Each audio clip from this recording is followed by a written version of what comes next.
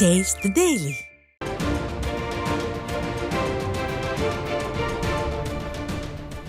அண்மை செய்தி.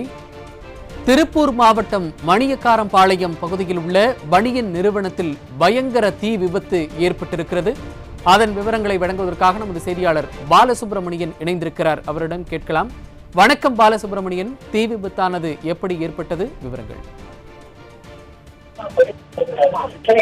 நிச்சயமாக சையத், அதாவது பின்னாடை நகரான திருப்பூரில் 20,000க்கும் மேற்பட்ட பின்னாடை நிறுவனங்களும் மற்றும் அதனை சார்ந்த பனியன் நிறுவனங்களும் செயல்பட்டு உள்ளது.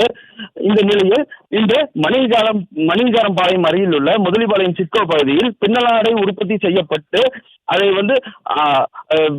பிற மாநிலங்களும் மற்றும் மாவட்டங்களுக்கு அனுப்பி வைக்கக்கூடிய பனியன் நிறுவனம் மற்றும் பனியனை அனுப்பும் கொரியர் நிறுவனம் இரண்டும் செயல்பட்டு வருகிறது.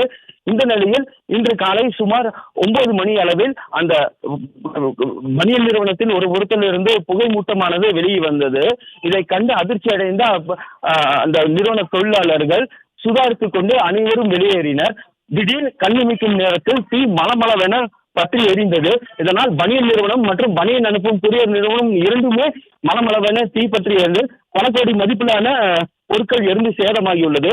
மேலும் இந்த தீ விபத்து உடனடியாக தீயணைப்பு துறையினருக்கு தகவல் தெரிவிக்கப்பட்டது.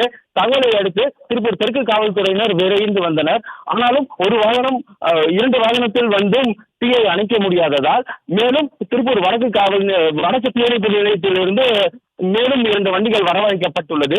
தற்போது 4 வண்டிகளைச் சேர்ந்து தீயணைக்கும் முயற்சியில் ஈடுபட்டுள்ளனர். அந்த பகுதி முழுவதும் புகை மூட்டமாக காணப்பட்டது. மேலும் தொழிலாளர்கள் யாரும் உள்ளே இல்லாததால் பெரும் அசம்பாவிதம், உயிர் சேதம் எதுவும் இன்றி பல லட்சம் மதிப்பிலான பொருட்கள் மட்டுமே எரிந்து சேதமாகியுள்ளது சையத்.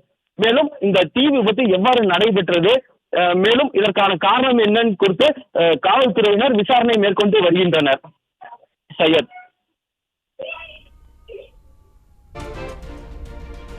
விவரங்களை வழங்கியமைக்கு நன்றி பாலசுப்ரமணியன்.